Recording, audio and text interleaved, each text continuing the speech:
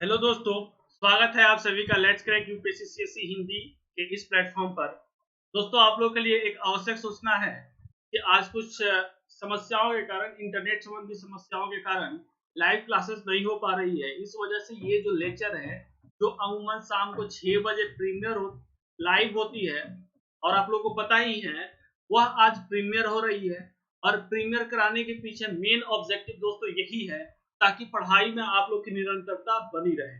Okay, तो दोस्तों आज मैं प्रीमियर क्लास ले रहा हूं, लेकिन फिर आज मैं पिछली क्लास की तरह आज भी आप लोग को जो भी समस्याएं हो रही है, मैं उसको आपके साथ जब प्रीमियर होगी उस समय मैं आप लोग के साथ चैट में मौजूद रहूंगा।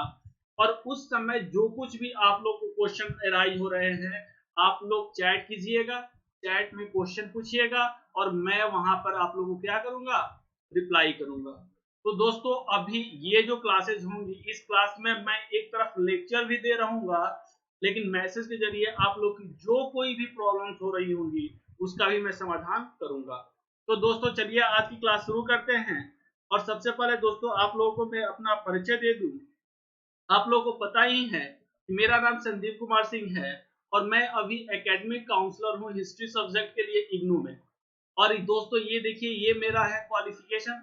और पिछले 5 वर्षों से मैं सिविल सेवा के अभ्यर्थियों को हिस्ट्री और कंटेम्प्रेरी इश्यूज में क्या कर रहा हूँ, गाइडेंस प्रोवाइड कर रहा हूँ।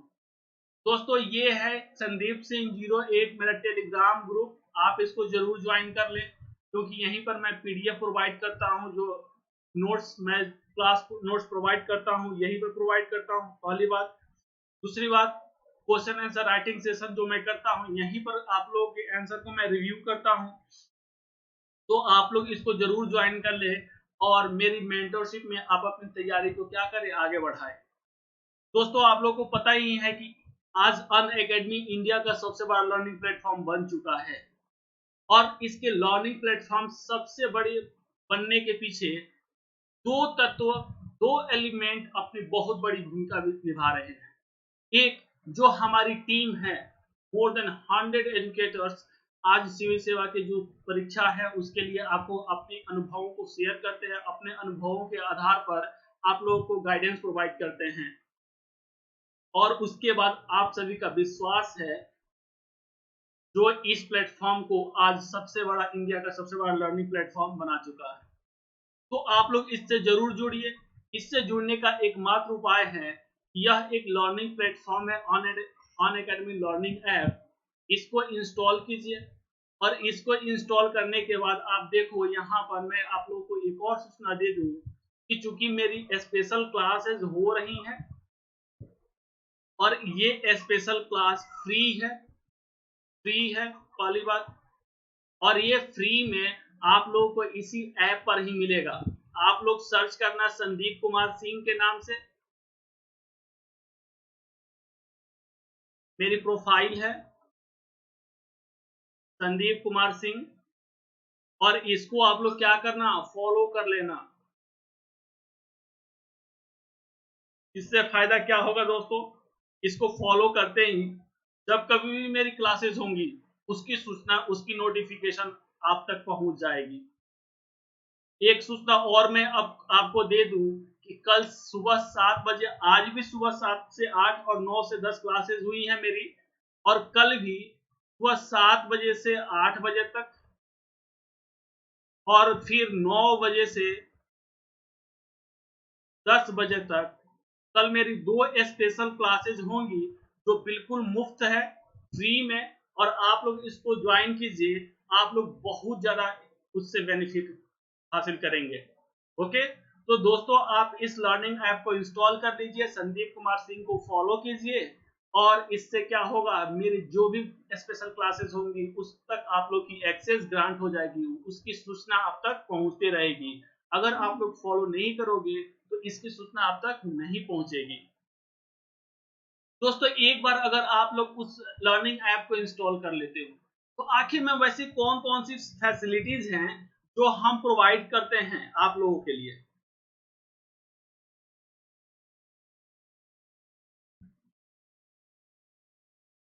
आखिर में ऐसी कौन कौन सी फैसिलिटीज हैं जो हम आप लोगों के लिए प्रोवाइड करते हैं।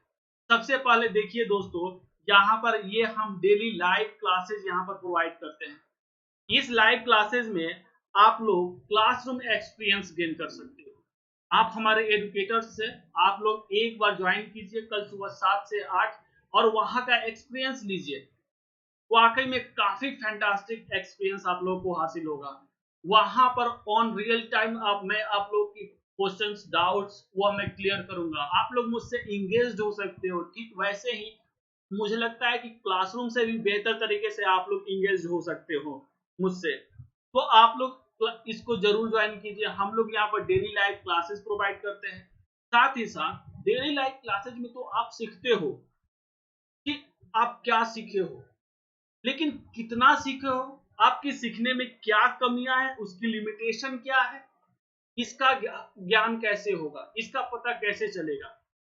दिन प्रतिदिन एक वर्ष लगातार हम लोग कुछ ना कुछ सीखते हैं, कुछ ना कुछ पढ़ते हैं, यूपीएससी के सिलेबस को फॉलो अप करते हैं, लेकिन उसमें हम कितना सक्सेस हो पा रहे हैं, हमारी सफलता कितना है कितना नहीं है, हमारे लिमिटेशन क्या है, इसका पता कैसे चलेगा।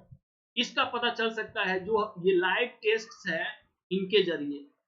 इस टेस्ट में पता चलता है कि आप लाइव क्लासेस में कितना सीखे हैं, आपकी तैयारी किस हद तक आगे बढ़ रही है। तो ये दोनों जो है दोस्तों एक पूरक रूप में काम करती है तैयारी के दौरान, पूरे पीरियड के दौरान। और ऐसा कहा भी जाता है प्रैक्टिस मेक्स मैन परफेक्ट। अगर आपको परफेक्शन चाहिए तो टेस्ट, और टेस्ट यहाँ पर डेली आपको टेस्ट और क्विज़ेस प्रोवाइड कराए जाएंगे। तीसरा, ये जो कोर्सेज है दोस्तों ये पूरा का फुल क्या है, स्ट्रक्चर्ड है वैज्ञानिक तरीके से। इसका मतलब क्या है दोस्तों कि यह 2 मानकों पर आधारित है। पहला, ये जो है जो सिलेबस है यूपीएससी की सिलेबस उसको पूरा करता है। और दूसरा, ये जो ट्रेंड्स हैं, ट्रेंड्स का मतलब क्या है, जो प्रीवियस ईयर में कुछ प्रश्न यूपीएससी किस तरह से पूछ रही है उसका ट्रेंड्स जो है ये भी हम लोग यहाँ पर क्या करते हैं, कवर करते हैं। तीसरा और सबसे अंत में, किसी भी एक कोर्स को अगर आप सब्सक्राइब करते हो दोस्तों तो आपकी एक्सेस ग्रांट हो जाती है हमारे प्लेटफॉर्म पर मौजूद सभी कोर्सेज तक। तो दोस्तों इतनी सारी हम फैसिलिटी प्रोवाइड कर रहे हैं, तो आप लोग इसको जरूर ज्वाइन कीजिए। और इसको ज्वाइन करने का साधन क्या है मैं अब आपको बताता हूँ। इसको ज्वाइन करने के लिए आप लोग को हमारा ये जो सब्सक्रिप्शन है, इस सब्सक्रिप्शन को क्या करना होगा, एक्टिवेट करनी होगी। और इस सब्सक्रिप्शन को एक्टिवेट करके आप हमारे मेंबर्स बन जाओगे, हमारे प्लस कोर्स में आपकी एक्सेस ग्रांट हो जाएगी। लेकिन प्रश्न ये है कि इतने सारे जो प्लान आपके सामने हैं, आपके स्क्रीन पर हैं, कौन आपके लिए ज्यादा बेनिफिशियल है, इसका निर्णय आप कैसे करोगे, प्रश्न है। इसका निर्णय लेने से पहले जैसे मैं हमेशा कहता हूं कि कुछ मानक तय कीजिए और उन्हीं मानकों पर इन सबको आप जज कीजिए कौन आपके लिए बेनिफिशियल है। पहला प्रश्न आप लोग ये पूछिए दोस्तों कि आखिर में जो आप जिस एग्जाम में अपीयर होने जा रहे हो वह कितने महीने में कंप्लीट होता है। आपको पता चलेगा प्रीलिम्स, मेंस और इंटरव्यू। अगर इन तीनों को देख लिया जाए तो कम से कम 12 महीने लग जाते हैं, यानी कि 12 महीने की निरंतर पढ़ाई की आवश्यकता है। दूसरा, कई ऐसे लोग ऐसे होते हैं जो 1 साल कंप्लीट तैयारी करते हैं और फिर क्या करते हैं, एग्जाम में अपीयर होते हैं। राइट, 1 साल 2 साल की तैयारी करते हैं और फिर अपीयर होते हैं। तो ऐसे लोगों के लिए क्या है, ऐसे लोगों के लिए भी एक अलग मानक है। और तीसरा दोस्तों, इस परीक्षा में एक अनिश्चितता का दौर भी होता है जिसका सामना अमूमन लोगों को करना पड़ता है, अमूमन कैंडिडेट को करना पड़ता है। तो ये 3 मानक है और इन्हीं 3 मानकों के आधार पर आप कोई भी प्लान चूज कर ले। इस तीनों प्लान में जो सबसे बेहतर, तीनों मानकों पर जो सबसे बेहतर खड़ा उतरता है वह है 24 आवर्स, 24 मंथ्स सॉरी 24 मंथ्स और 12 मंथ्स। अगर आप लोग 12 मंथ्स का लेते हो चार्ज तो उसका है 44,000। लेकिन अगर आप लोग संदीप वाईटी मेरा रेफरल कोड यूज करोगे तो आप लोगों को हासिल होता है 10% का अतिरिक्त छूट और यह हो जाता है 39,600 ओनली। लेकिन इसके लिए आप लोगों को मेरा संदीप वाटी रेफरल कोड यूज करना होगा, मेरा प्रोमो कोड यूज करना होगा। और अगर आप लोग 24 मंथ्स का लेते हो सब्सक्रिप्शन, तो आप लोग को चार्ज देना पड़ेगा 64,000 ओनली। अगेन यहाँ पर भी संदीप वाईटी SANDEEP अगर इस जो प्रोमो कोड को यूज करोगे तो फिर यहाँ पर भी आप लोग को मिलेगा 10% का अतिरिक्त। दोस्तों इसको ज्वाइन कीजिए। अगर इस संदर्भ में कोई भी आपको जानकारी हासिल है तो इस नंबर पर आप मुझसे संपर्क स्थापित कर सकते हो व्हाट्सएप और मैसेज के जरिए। और दोस्तों ये हमारे बारे में और हमारे प्लेटफॉर्म के बारे में एक जानकारी हो गई। अब हम लोग हमारा जो सेशन है उस सेशन को आगे बढ़ाते हैं। पिछले क्लासेस से ही मैं लास्ट वन क्लास में मैंने आपको बताया था कि अब हम लोग पढ़ेंगे शिक्षा नीति के बारे में, राइट। मैंने उस क्लास में 2-3 चीजें आप लोग को बता दिया था दोस्तों। उसमें मैंने पहला बात बताया था कि देखो शिक्षा के बारे में एक अमूमन धारणा यह रहती है कि शिक्षा इंसान की बेहतरी के लिए, अपने समाज की बेहतरी के लिए होता है। तो जब ब्रिटेन या ईस्ट इंडिया कंपनी के लोग इस शिक्षा को प्रमोट कर रहे हैं तो हम इसकी आलोचना क्यों करें? पहली बात, कैसे करें, राइट। प्रश्न मैंने यही आपसे साधारण प्रश्न से मैंने शुरुआत किया था। मैंने आप लोगों को बताया कि आखिर में हम इसकी आलोचना क्यों करें, इसका मैंने आंसर भी किया था आप लोगों को, उदाहरण इसका मैंने जवाब भी दिया था। और वह जवाब था कि इसकी आलोचना हम लोग इसलिए करें क्योंकि यह जो शिक्षा था अपने स्वरूप में उपनिवेशवादी था। उपनिवेशवादी था। और उपनिवेशवादी कैसे था ये अभी मैं डील नहीं कर सकता हूं। आप लोग मेरे लास्ट ब्रिटिश भारत में शिक्षा नीति पार्ट 1 उसको रेफर कर लो। वहां पर आप लोग को सारी चीजें इसके बहुत ही डिटेल में मिल जाएंगे। और कैसे करें, तो कैसे करेंगे मैं इसका जवाब एक साथ मैं नहीं दे सकता हूं। जैसे जैसे विकास होते जाएगी, जैसे जैसे विभिन्न एक्ट आते जाएंगे, उन एक्ट का हम क्या करेंगे, आलोचना करेंगे, उसकी लिमिटेशन को दिखा करके आलोचना करेंगे। आई थिंक यहां तक हम लोग समझ लिए थे, पहली बात। दूसरा बात हमने ये भी समझ लिया था कि जब भारत में 1765 के बीच से लेकर के 1813 तक, उस बीच में शिक्षा को लेकर क्या क्या विकास हो रहा है। मैंने आप लोग को बताया था कुछ प्रयास व्यक्तिगत स्तर पर हो रहा था, जिसमें मैंने बोला था, आप याद कीजिए, जो कलकत्ता मदरसा 1780, फिर आपको एशियाटिक सोसाइटी ऑफ बंगाल, फिर मैंने बताया था कि आप वाराणसी में संस्कृत जो एक कॉलेज खुला था जोनाथन डंकन के नेतृत्व में। ओके, तो ये तमाम चीजें व्यक्तिगत स्तर पर अंग्रेजों ने निर्धारित किया था, खोला था। फिर फोर्ट विलियम मैंने आपको उदाहरण दिया था। तो ये तमाम चीजें क्या थी, ये तमाम चीजें दोस्तों व्यक्तिगत स्तर पर थी। कलकत्ता मदरसा,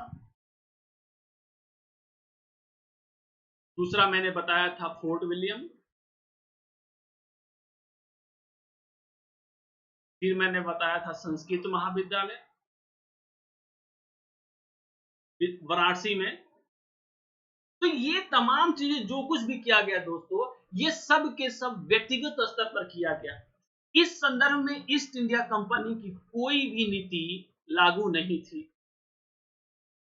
और फिर मैंने बताया कि 1813 का समय आता है और 1813 का जो एक्ट आता है उसमें सबसे पहले 1 लाख रुपया उसमें कहा गया कि हम शिक्षा के प्रोत्साहन को लेकर, शिक्षा के विकास को लेकर के 1 लाख रुपया देते हैं। और फिर मैंने आप लोगों से चर्चा किया था और वो चर्चा मैं फिर लेकर जाना चाहता हूं, ये कि आखिर में क्यों 1813 में, ये देखिए क्यों 1813 में उनको शिक्षा के लिए स्पेशल प्रावधान, विशेष प्रावधान करना पड़ा और उसका औपनिवेशिक हित क्या था वो भी मैं डिस्कस कर चुका था। ये आप पिछले लेक्चर में देखिए। फिर मैंने आप लोग को ये भी बताया कि एक बार जब ये तय कर लिए, एक बार जब ये लोग तय कर लिए कि चलो ठीक है, अब मुझे क्या करना है कि भाई शिक्षा का विकास करना है, तो जब एक बार तय कर लिए कि शिक्षा का विकास करना है, तो इसके लिए उन्होंने क्या किया? ये देखिए ईसाई मिशनरियों का योगदान मैंने बता दिया था इसमें। शिक्षा बिफोर 1813 के पहले, 1813 के पहले ईसाई मिशनरियों का योगदान है। तो मैंने कहा कि जब 1813 में उन्होंने तय कर लिया कि भाई अब एक शिक्षा नीति होनी चाहिए, तो कुछ मूलभूत प्रश्न उठे और उस प्रश्न में मैंने 3 पार्ट में उसको कैटेगराइज किया था। पहला मैंने कहा था कि जब शिक्षा नीति का स्वरूप क्या हो, वह शिक्षा नीति जो एजुकेशन पॉलिसी ब्रिटिश इंडिया में होगी, उसका स्वरूप यानी कि वह ब्रिटिश होना चाहिए या भारतीय स्वरूप में होना चाहिए। दूसरा प्रश्न मैंने उठाया था कि आखिर में उसका माध्यम क्या होना चाहिए? माध्यम अंग्रेजी होना चाहिए या भारतीय भाषा होनी चाहिए? और तीसरा प्रश्न मैंने उठाया था कि जब हम शिक्षा नीति बनाएं तो किस समूह, कितनी जनसंख्या को टारगेट करें? अब उसमें भी 2 विकल्प हो सकता है, या तो पूरी जनसंख्या को भी शामिल करो, या कुछ शिक्षित, कुछ को शिक्षित करो, और फिर जो शिक्षित होंगे उनकी जिम्मेदारी होगी कि वो भारतीयों को आगे बढ़ाएं। और मैंने बताया था इसी को कहा गया क्या? डाउनवर्ड फिल्ट्रेशन थ्योरी, अधोमुखी रिसाव का सिद्धांत। मैंने पहला और दूसरा तो चर्चा नहीं किया था, लेकिन तीसरे के बारे में पूर्णतः बहुत ही बेहतर तरीके से चर्चा कर लिया कि आखिर में इन 2 विकल्पों में से जो टारगेटेड स्टेक होल्डर होंगे ब्रिटिश शिक्षा के, वह कौन होंगे? पूरी भारतीय जनसंख्या होगी या भारतीयों का कुछ थोड़ा सा समूह होगा? राइट? तो ये मैंने तीसरा पॉइंट जो है वो मैंने बहुत ही बेहतर तरीके से डील कर दिया था। अब बाकी है कि माध्यम क्या हो, अंग्रेजी में या भारतीय भाषा में? ब्रिटिश ब्रिटिश यानी कि ब्रिटेन में जो आधुनिक शिक्षा चल रही है उसी को यहां पर लागू किया जाए, या भारतीयों की जो शिक्षा पद्धति है धर्म के अनुसार या उनकी जो परंपरा है परंपरागत शिक्षा उसको लागू किया जाए? अब हम लोग इसको, इन दोनों को अभी हम लोग क्या करेंगे? पढ़ेंगे। ये जो दोनों हैं,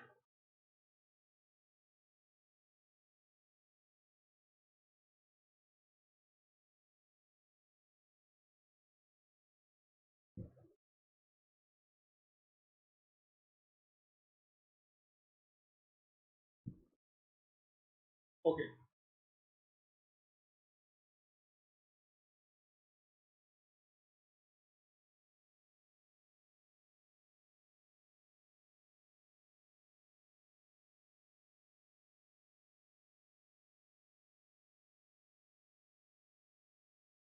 ओके, तो प्रश्न यही है कि यहां पर एक विवाद उत्पन्न होता है कि अंग्रेजी शिक्षा नीति तो होनी चाहिए, इतना तो तय हो गया। अब इसमें दो प्रश्नों पर मुद्दा था कि आखिर में इसका स्वरूप क्या हो। स्वरूप में 2 प्रश्न थे, या तो हम ब्रिटेन में जो आधुनिक शिक्षा प्रचलित है ब्रिटिश शिक्षा को ही क्या करें, एज इट इज भारत में इस्टेब्लिश कर दे, या जो भारत में भारत की जो परंपरागत शिक्षा पद्धति है उसी को लागू करने दे। तो पहला तो ये, और दूसरा एक और मुद्दा उत्पन्न हुआ कि आखिर में माध्यम क्या हो?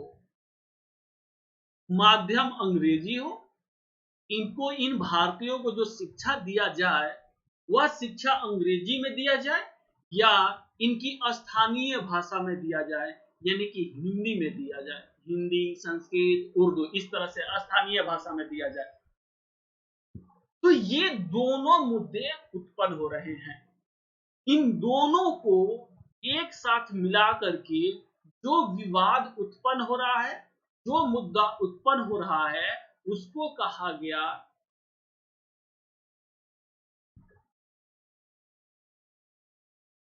प्राच्यवाद बनाम आंग्लवाद। आंग्लवाद, राइट। मैंने आपको बताया था कि जितने भी वारेन हेस्टिंग्स हो, संस्कृत जेम्स जोनाथन डंकन हो, जेम्स प्रिंसेप हो, ये तमाम लोग प्राच्यवाद के प्रवक्ता हैं। एसटी प्रिंसेप प्राच्यवाद से संबंधित है, वारेन हेस्टिंग्स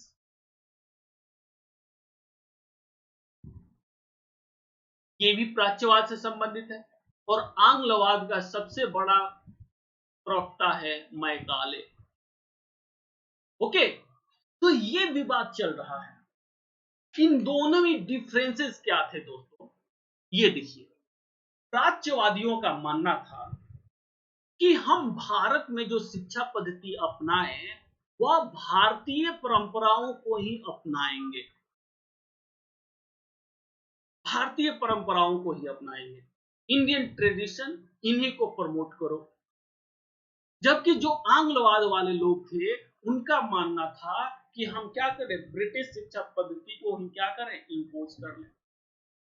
अगेन जो आंग्लवाद वाले थे ये भी ऐसा कहना था कि इनकी अंग्रेजी माध्यम से ही वो क्या किया जाए, शिक्षा पद्धति प्रदान करनी चाहिए।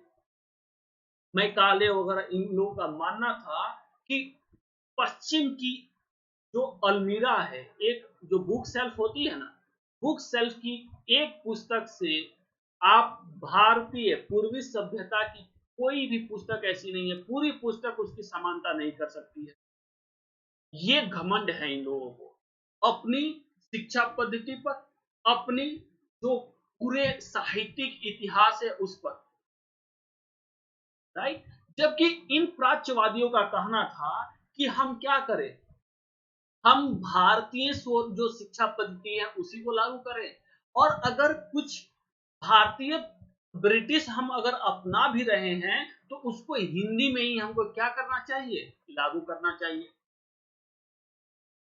अब देखिए, यहां तक तो सही है, मैंने अभी केवल और केवल प्राच्यवाद और आंग्लवाद इन दोनों को डिफाइन किया है और कुछ नहीं किया है।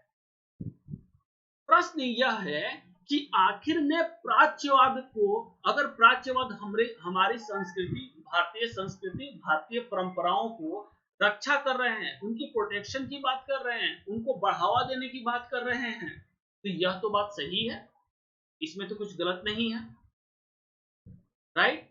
तो क्या हमको इन्हें प्रोटेक्ट करना चाहिए प्राच्यवादियों को? नहीं, हमें इन्हें प्रोटेक्ट नहीं करना चाहिए। प्रश्न है, आप लोग पूछेंगे कि सर अगर ये हमारी संस्कृति बोल रहे हैं कि भारतीयों को भारतीय जो परंपरा है वही शिक्षित करो, भारतीय जो शिक्षा पद्धति है उसी को शिक्षित करो, तो आखिर में हमें इन्हें क्यों नहीं प्रोटेक्ट करनी चाहिए? क्योंकि इनकी धारणा गलत है। इनकी धारणा क्या है कि पहला, भारतीय जो हैं, भारतीय देखिए ये जो भारतीय हैं ये सक्षम नहीं हैं, इसमें सक्षम नहीं है कि ब्रिटिश शिक्षा पद्धति को समझ पाए,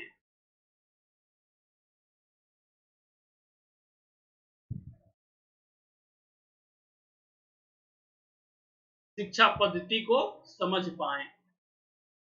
दूसरा वो कहते हैं कि भाई देखो, एक तो पूर्व और पश्चिम, ब्रिटिश बनाम भारतीय, एक तो अंतर अभी भी है, भारतीय अभी भी असभ्य है, जंगली है, ब्रिटिश अभी भी सभ्य है। और इनमें डिफरेंशिएशन का मूल कारण क्या है, शिक्षा पद्धति। ब्रिटिश शिक्षा पद्धति काफी अच्छी है, ब्रिटिश शिक्षा पद्धति के कारण ही ब्रिटेन के निवासी क्या हो पाए हैं, सभ्य हो पाए हैं।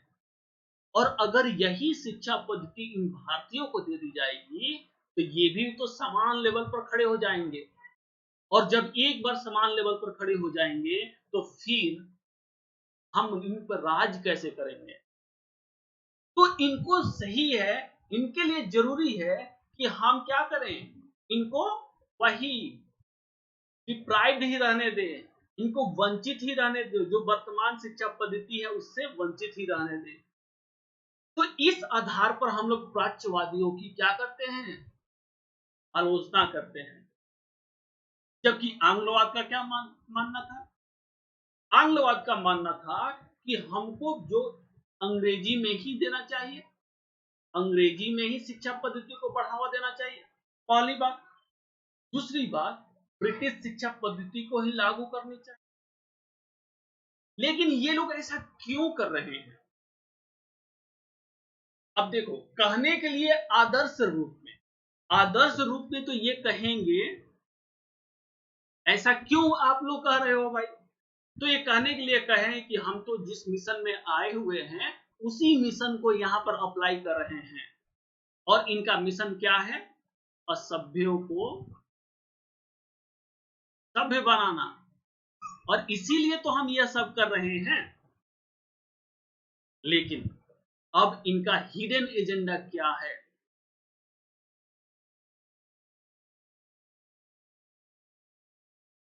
इनका हिडन एजेंडा क्या है वह भी समझने का प्रयास कीजिए।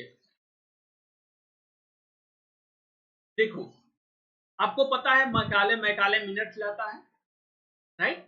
और एक और है ग्रांट, जिसने इस आंग्लवाद को बहुत ज्यादा प्रमोट किया था। उसका ऐसा मानना था कि देखो क्या होगा कि जब हम इन भारतीयों को ब्रिटिश शिक्षा से अवगत कराएंगे, जब इन भारतीयों को हम ब्रिटिश शिक्षा से क्या कराएंगे, परिचित कराएंगे, ब्रिटिश शिक्षा पद्धति जब ये लेंगे, तब ये क्रिटिकल हो जाएंगे भारतीय संस्कृति, भारतीय धर्म का। और इसका परिणाम यह होगा कि हो सकता है कि ये लोग ईसाई में धर्मांतरण कर लें। तो पहला हिडन एजेंडा आप लोगों को पता चल गया कि धर्मांतरण, कि अगर हमको इनको ब्रिटिश शिक्षा पद्धति से अवगत कराएंगे तो ये लोग क्या करेंगे, अपना धर्म रूपांतरित कर देंगे। दूसरा इनका आर्थिक हित भी है। आर्थिक हित कैसे है? राजनीतिक और प्रशासनिक हित भी है। प्रशासनिक हित कैसे है? आर्थिक हित तो मैंने आपको बता दिया था, क्योंकि क्या होगा याद कीजिए, मैंने इसके बारे में, आर्थिक हित के बारे में बहुत अच्छे से डिटेल्स में डिवाइड कर दिया था। मुक्त व्यापार अभी मैंने पिछले स्लाइड में दिखाया भी था, ओके, उसको आप लोग पिछले से क्लास से रेफर कीजिए। प्रशासनिक में कैसे? इनका मानना है कि देखो, अब तक 1813, 1765 1813, ये ऐसा समय है, 1813 प्लस, यह वह समय है जब भारत में बिल्कुल ही 100% ब्रिटिश साम्राज्य स्थापित हो चुका था। अब उसको चुनौती प्रस्तुत करने वाला कोई भी आंतरिक शक्ति नहीं थी, घरेलू शक्ति नहीं थी, और कोई बाहरी शक्ति भी नहीं थी भारत में इसकी सत्ता को क्या चुनौती प्रस्तुत कर सके।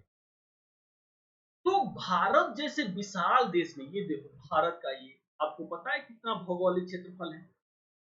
ये तमाम जो क्षेत्र हैं यहाँ पर, ये क्या है, ये अब इस्टेब्लिश हो चुके हैं। लेकिन तो जब यहाँ पर ये लोग स्थापित हो चुके हैं तो इनको क्या चाहिए, प्रशासन की देखभाल करने के लिए अधिकारी चाहिए। इनको अधिकारी चाहिए। ये अधिकारी ऐसे होना चाहिए जो सस्ता भी हो, और अगर विपरीत समय पड़े तो ये अंग्रेजों का क्या करे, साथ दे।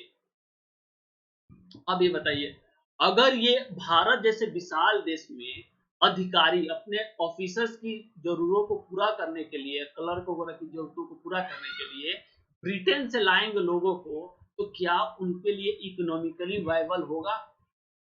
आर्थिक रूप से उनके लिए ये सही नहीं है कि वो इस चीज को क्या करे, एक्सेप्ट कर सके। और दूसरा, तो इस वजह से उन्होंने ये प्रयास किया कि हमें इन्हें अंग्रेजी में ही शिक्षा पद्धति का विकास करना चाहिए।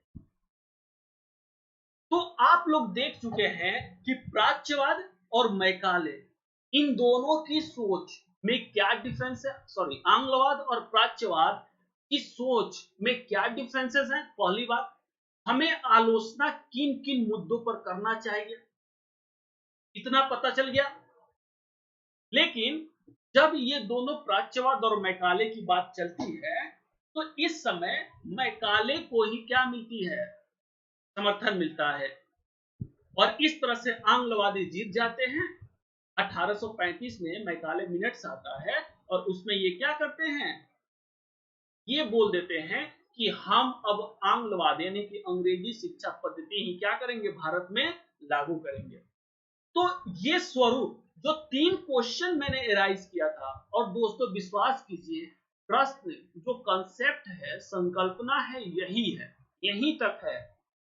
ये बेस अगर आपका कंप्लीट नहीं होगा, अगर इसको अभी तक लास्ट 1 क्लास और अभी तक अगर हम देखें तो लगभग 1.5 से 2 घंटा मैंने इस पर इन्वेस्ट किया है।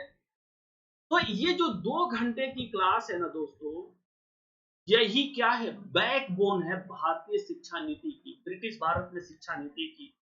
अगर आप लोग इसको समझ नहीं पाओगे तो विश्वास करो, इसके बाद मैं क्या पढ़ाऊंगा, मैं 1854 में आऊंगा और ये पढ़ाऊंगा, वुड्स डिस्पैच पढ़ाऊंगा, उसकी घोषणा पत्र पढ़ाऊंगा, उसमें प्रोविजंस क्या है, उसकी लिमिटेशन क्या है, वो मैं बता दूंगा। लेकिन अगर आपको उसकी आलोचना करना है तो यह बैकग्राउंड पता होना चाहिए। ये बैकग्राउंड हर जगह यूज होगा, हर जगह एकदम भरपूर मात्रा में यूज कीजिए, पूरे पूरे दिल से यूज कीजिए। ओके,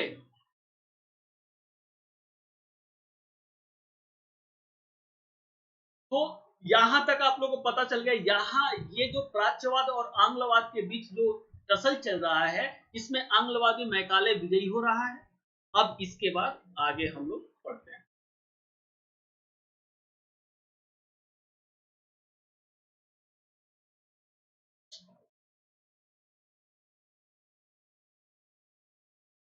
ये सब चीज, और एक बात और मैं बता दूं, जैसे ही ये क्या होगा, समाप्त होगा, वैसे ही मैं इसका पीडीएफ प्रोवाइड कर दूंगा आपको।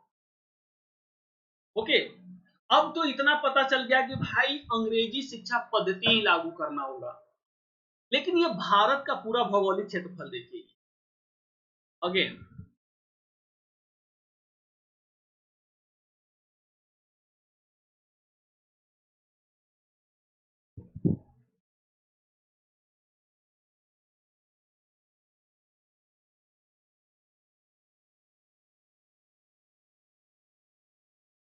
ये भारत का पूरा क्षेत्रफल है। तो जब अब मैकाले की जो शिक्षा पद्धति है, सिर्फ और सिर्फ बंबई और मद्रास प्रेसिडेंसी में ही लागू किया गया, यहीं पर साउथ इंडिया में ही लागू किया गया, बॉम्बे और मद्रास में यहीं पर लागू किया गया। जबकि पश्चिमोत्तर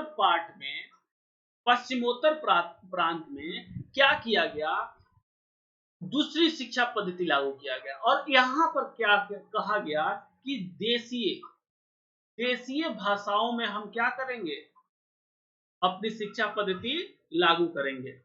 तो यहां पर देशीय शिक्षा पद्धति, बंबई और मद्रास प्रेसिडेंसी में क्या किया गया, मैकाले की शिक्षा पद्धति लागू किया गया।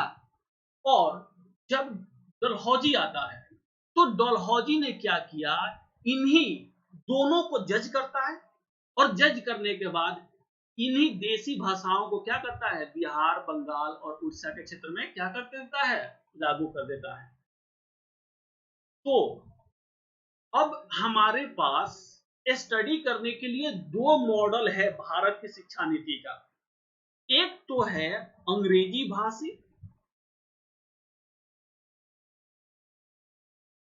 भाषा, और दूसरा है देशीय भाषा। देशीय भाषा, अब कौन सा मॉडल ज्यादा इंपैक्टफुल है, ये भी देखना होगा। जो 1754 सॉरी 1854 ये यहाँ पर गलत कर दिया है। 1854। 1854 में जो वुड्स डिस्पैच आ रहा है, उसका ऑब्जेक्टिव यही है कि वह इन मॉडलों का क्या करे, अध्ययन करे, स्टडी करे, और इनके आधार पर आगे हमारी शिक्षा व्यवस्था कैसी होनी चाहिए, इसके लिए सुझाव दे। तो देख रहे हैं दोनों व्यवस्थाएं हैं।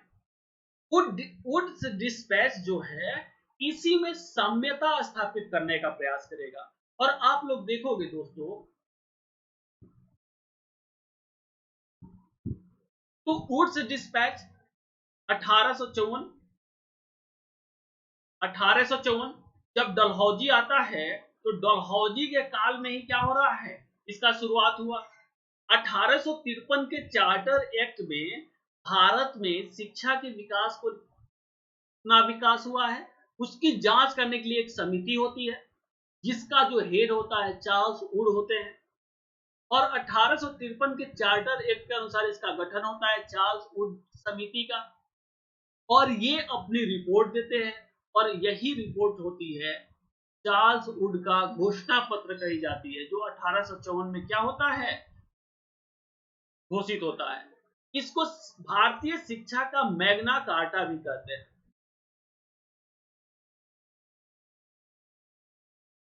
मैग्ना कार्टा भी, इसको भारतीय शिक्षा पद्धति का मैग्ना कार्टा भी कहते हैं। और इसने क्या क्या सिफारिश की, इसकी सिफारिश को देखिए। इसकी सिफारिश, पहली सिफारिश यह थी कि सरकार की शिक्षा नीति का इसने कहा कि जो मुख्य उद्देश्य क्या है, पाश्चात्य शिक्षा पद्धति का, नीति का प्रसार करना, राइट। ये भी फोकस्ड है वहीं पर। लेकिन अब थोड़ा सा, चलो पाश्चात्य शिक्षा पद्धति तो मोटे तौर पर है, अपर लेवल पर है, राइट, स्वरूप है, ये तो बात हो गई स्वरूप क्या। लेकिन प्रश्न है माध्यम क्या हो, माध्यम क्या हो। माध्यम में यह कहता है कि देखो अंग्रेजी में तो हो ही रहा है पहले से, लेकिन अब हिंदी में भी, हिंदी मतलब देसी भाषाओं में भी, देसी भाषाओं में भी क्या करना चाहिए, उसको प्रोत्साहित करना चाहिए। अब प्रश्न यह है कि आखिर में इसने देसी भाषाओं को क्यों जोड़ा। मैंने आप लोगों से शुरुआत में ही बोल दिया था कि कोई भी नीति आएगी, हम लोग उसका औपनिवेशिक हित जानने का प्रयास जरूर करेंगे। और अगर औपनिवेशिक हित जानने का प्रयास नहीं करोगे तो ये आपकी सबसे बड़ी भूल होगी, विश्वास करो, ये आपकी सबसे बड़ी भूल होगी। तो देसी भाषाओं को इसने क्यों जुड़ा, अभी मैंने बताया था कि अंग्रेजी भाषा को क्यों जोड़ा। मैंने आप लोगों को थोड़ी देर पहले बताया था कि अंग्रेजी भाषा क्यों लाया, क्योंकि जरूरत थी क्या, प्रशासनिक प्रशासनिक अधिकारियों, यानी कि प्रशासनिक कार्य में सहयोगी करने वालों की,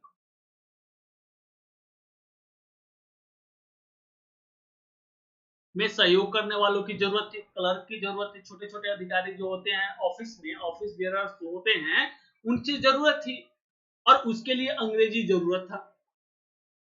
चलो ये तो उनका अंग्रेजी को लागू करने के पीछे उनकी औपनिवेशिक हित हो गया। तो प्रश्न है देसी भाषाओं का विकास इन्होंने, देसी भाषाओं का विकास क्यों किया। आप लोगों में से कोई बता सकता है,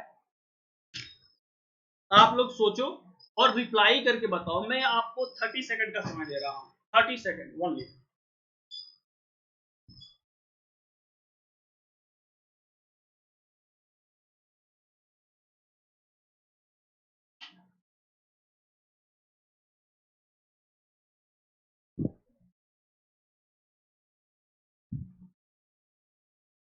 किसने किसने रिप्लाई किया भाई? किसी ने किया रिप्लाई? किसी ने रिप्लाई किया क्या?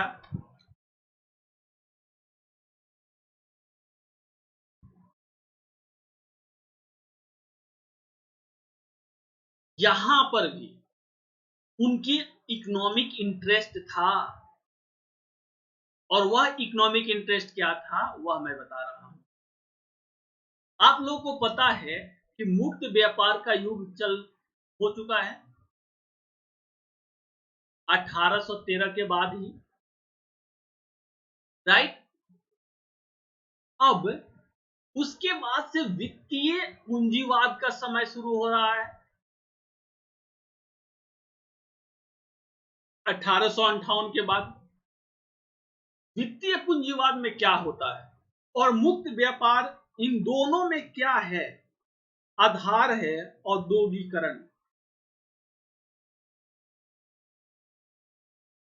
इंडस्ट्रियलाइजेशन हो रही है, और औद्योगिकरण का सबसे जरूरी जो इन्वेस्टमेंट है, सहयोगी है, वह क्या है? श्रम है। यहां तक किसी को कोई दिक्कत है तो आप लोग रिप्लाई करके क्वेश्चन पूछो, और मुझे लगता है कि यहां तक आने के बाद आप लोग खुद निष्कर्ष निकाल सकते हो। तो ये श्रमिक, लेबर्स, एक तो श्रमिक होता है कैसा श्रमिक? जो बिना पढ़ा लिखा हो, अशिक्षित हो, जानकारी का अभाव हो उसके पास। और दूसरा, एक ऐसा भी श्रमिक की जरूरत हो जो कम से कम क्या हो? शिक्षित हो। जो कम से कम क्या हो? शिक्षित हो, अच्छा श्रमिक हो।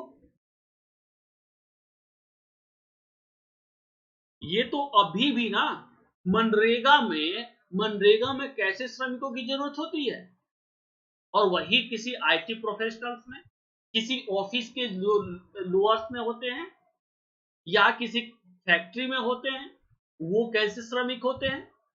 तो श्रमिकों की क्वालिटी में भी डिफरेंसेस होते रहती है। और इस समय तक आते आते औद्योगिकरण इतना जबरदस्त हो गया था कि अब उनको जरूरत थी श्रमिकों की, पहली बात। दूसरा बात, यूरोप वगैरह के क्षेत्र में श्रमिकों की डिमांड जबरदस्त बन रही थी। वहां पर समाजवाद भी आ चुका था इस समय तक, कार्ल मार्क्स आ चुका था, और कार्ल मार्क्स के आते ही मजदूरों में एक चेतना जागृत हो चुकी थी। तो अब उनकी आवश्यकताएं अपने उपनिवेश से बदल रही थी। याद कीजिए, जब वो सबसे पहले आ रहे हैं 1765 के बाद, उनका औपनिवेशिक हित क्या था? भू राजस्व, किसी भी तरह से भू राजस्व वसूलो। ये चलता है कब से कब तक दोस्तों? 1765 से लेकर 1813 तक। उसके बाद से दूसरा चरण आ रहा है, और दूसरा चरण में उनको क्या करना है? भारत को एक बाजार के रूप में तब्दील करना है। तीसरा चरण वित्तीय पूंजीवाद का युग हो गया है, और इस समय उनको चाहिए सर्विसेज, सेवा, और उसमें चाहिए श्रमिक। और ये श्रमिक क्यों चाहिए? क्योंकि ब्रिटेन में, यूरोप में समाजवाद अपना मजबूत आधार प्रदान हो गया है, और जहां भी समाजवाद होगा वहां पर मजदूरों में एक चेतना जागृत हो जाएगी, और उस चेतना की वजह से वो डिमांड करेंगी, बोलेंगी कि हमको दिन में 8 घंटा, महीने के हमको सप्ताह में 2 छुट्टियां चाहिए, हमको ये बेनिफिट चाहिए। समाजवाद यही होता है ना। मजदूरों की राइट्स की बात करेगा, कारखानों में आप अच्छी परिस्थितियां क्रिएट करो, आप लोगों को पता ही है। तो अब ब्रिटेन क्या करेगा? बोलेगा चलो ठीक है, वैसे मजदूर जो यूरोपियंस हैं वही तो इस प्रकार की डिमांड कर सकते हैं। हम क्या करेंगे? हम भारत से श्रम लेकर जाएंगे, और इन श्रमिकों के लिए जरूरी है कि कम से कम एटलीस्ट मिनिमम एक शिक्षा प्राप्त कर सके। और वह शिक्षा किसमें प्राप्त हो सकती है? देसी भाषाओं में। तो ये देखिए, जो 1854 में देसी भाषाओं को लागू किया गया, वह किससे प्रेरित था? श्रम विभाजन से। श्रम विभाजन से, यानी कि जो अंग्रेजी वाले लोग होंगे वो ऑफिस वेयर का काम करेंगे एडमिनिस्ट्रेटिव सेक्टर में, और जो देसी भाषाओं से ज्ञानी होंगे, उससे शिक्षित होंगे, वह एक अच्छा श्रमिक के रूप में उनका यूटिलाइजेशन होगा। अब दोनों डायमेंशंस मैंने आप लोगों को बता दिया।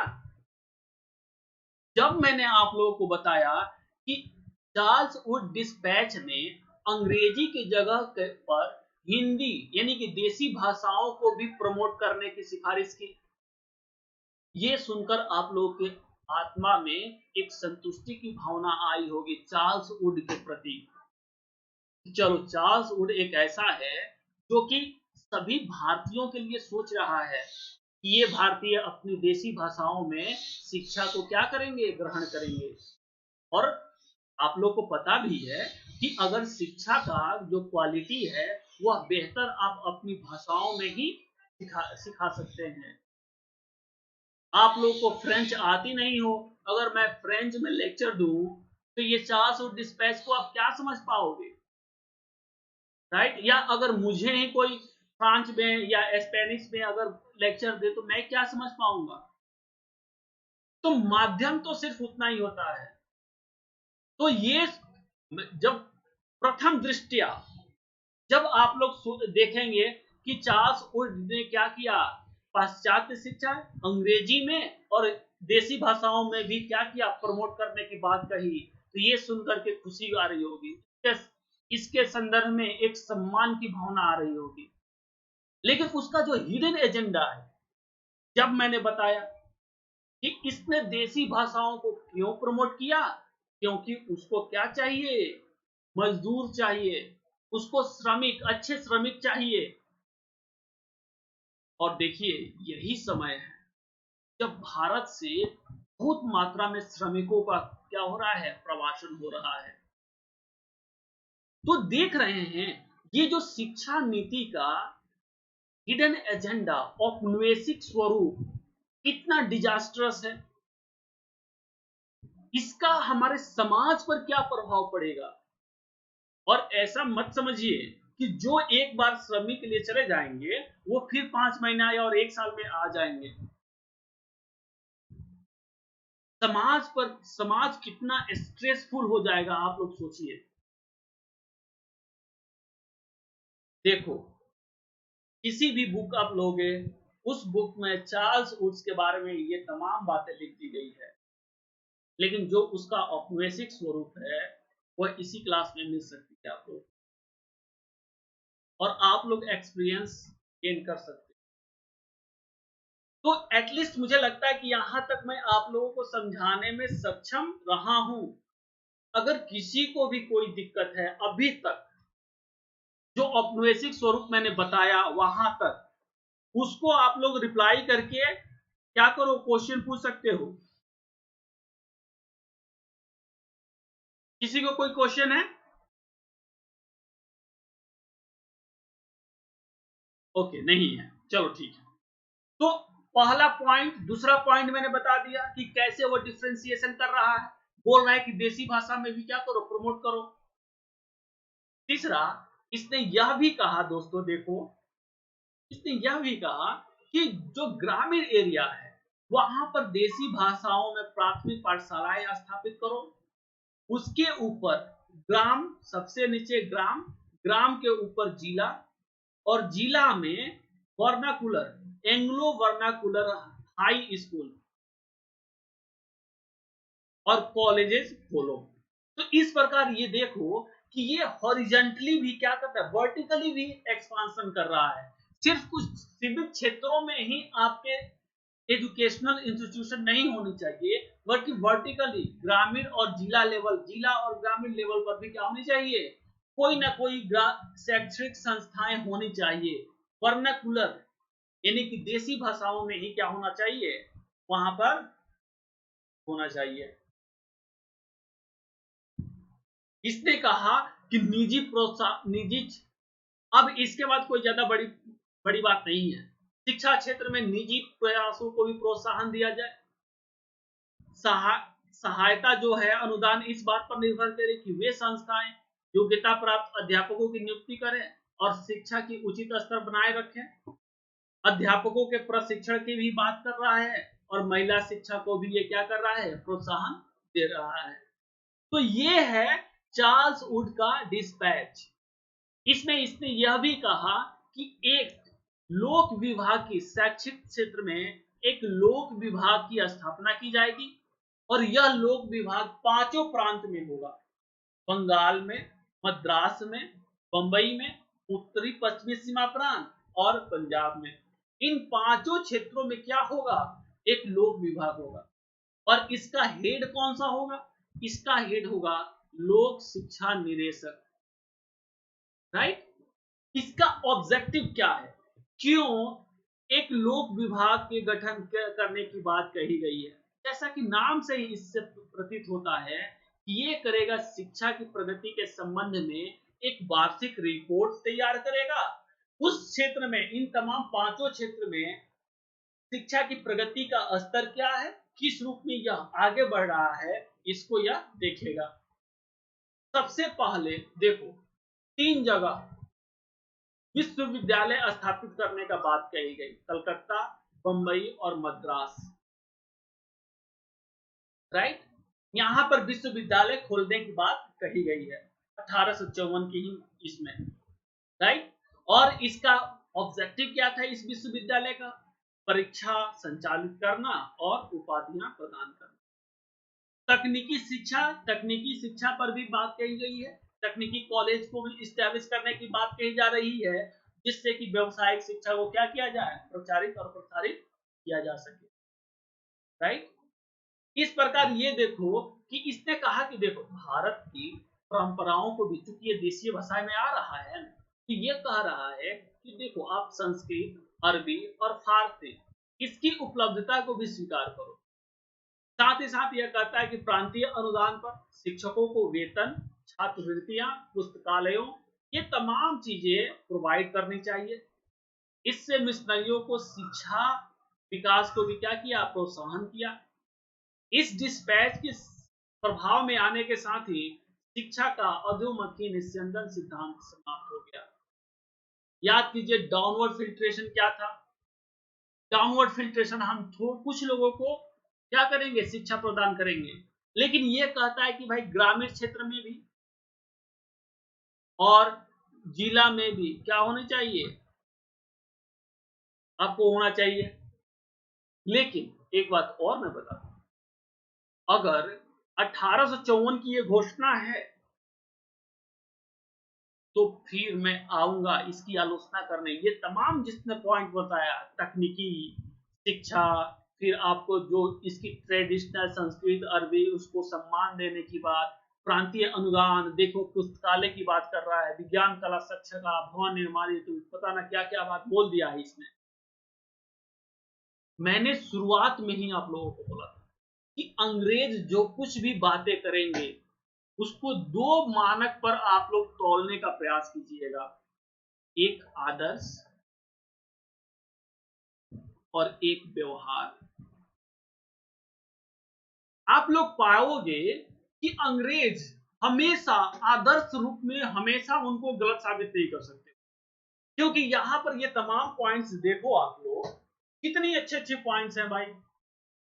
एक विद्यालय में क्या होना चाहिए, जब वहां पर लाइब्रेरी हो जाए, जब वहां पर प्रैक्टिकल संबंधित विषय हो जाए, जब साइंस और आर्ट्स की क्लासेस अलग अलग हो जाए, इंफ्रास्ट्रक्चर, स्कूल का इंफ्रास्ट्रक्चर डेवलप किया जाए, शिक्षकों को वेतन दिया जाए।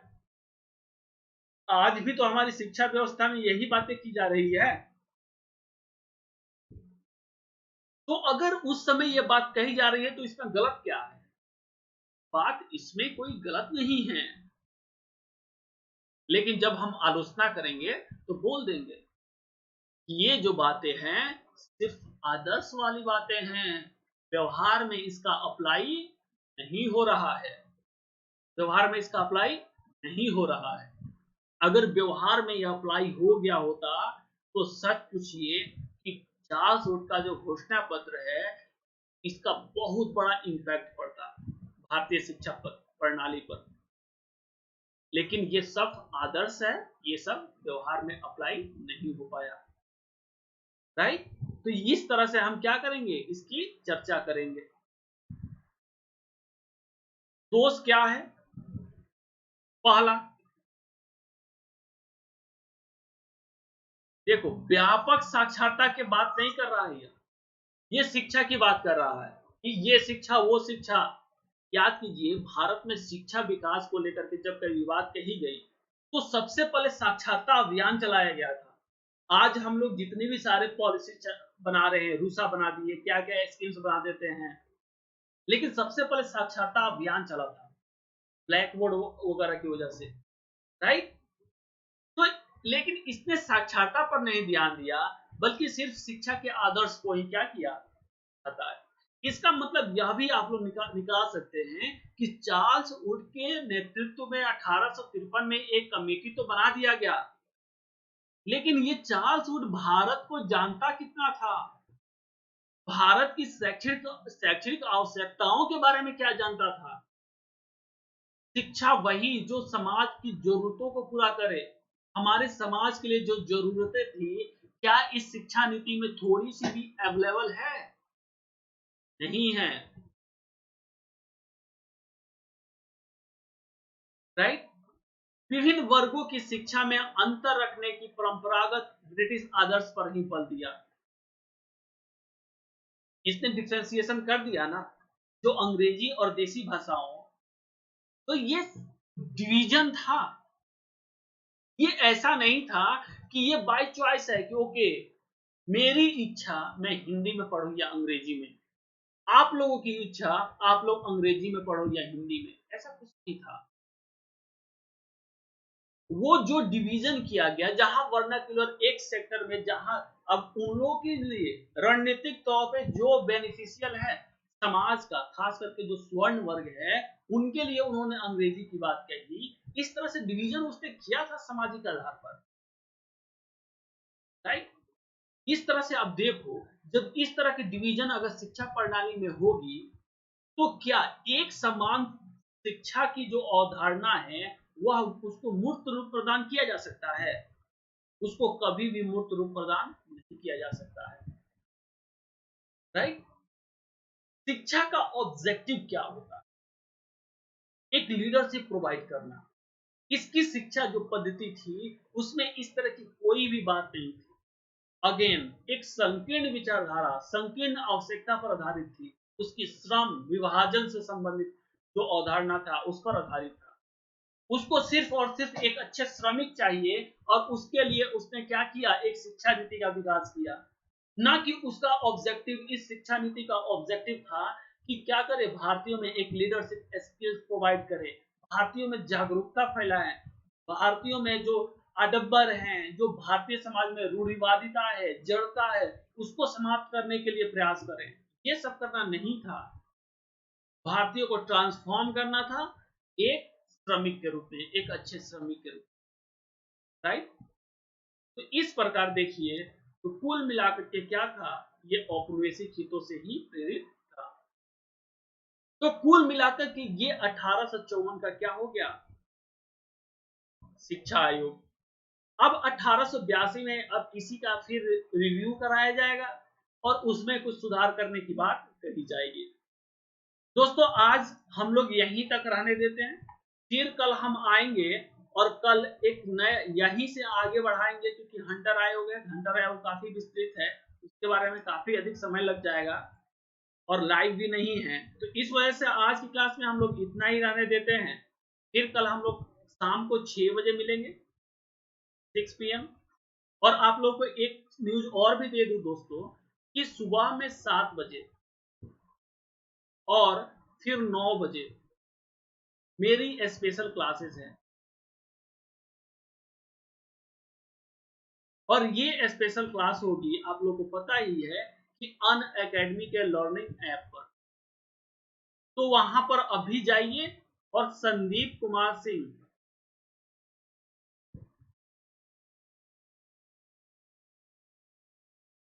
संदीप कुमार सिंह के नाम से मेरा प्रोफाइल है, उसको फॉलो कर लीजिए, ताकि जैसे ही मेरी क्लासेस हो उसका सूचना, उसकी नोटिफिकेशन आप तक पहुंच जाए। दोस्तों, हमारे ये जो प्लेटफॉर्म है इसको सब्सक्राइब कीजिए, बेल आइकन को हिट कर दीजिए, और ये देखिए मेरा संदीप सिंह 08 संदीप सिंह 08 मेरा टेलीग्राम ग्रुप है, इसको ज्वाइन कर लीजिए। ये पीडीएफ मैं वहीं पर प्रोवाइड करूंगा। और अगर कोई भी, अगर आप सब्सक्रिप्शन लेते हो तो संदीप वाईटी का यूज जरूर करें, और इसके जरिए आप लोग हासिल कर सकते हो मेरी